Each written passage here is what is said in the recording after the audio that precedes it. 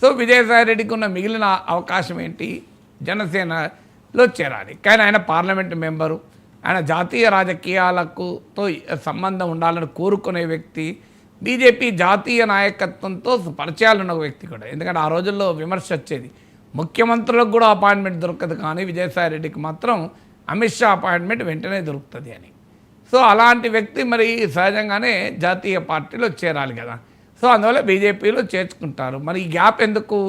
ఈ gap period ఏంటంటే ఇప్పుడు గవర్నమెంట్లో ఒక రూల్ ఉంటుంది, డిప్యుటేషన్ రూల్. 5 ఏళ్ల పాటు నువ్వు వేరే డిపార్ట్మెంట్కి డిప్యుటేషన్ వెళ్తే ఇంకో 1 ఇయర్ కూలింగ్ పీరియడ్ అంటాడు.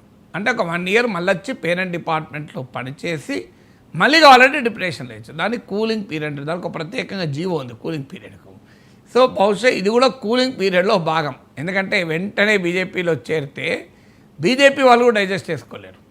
సో ఆయన శ్రేణులు కూడా ఇదేంటి మనం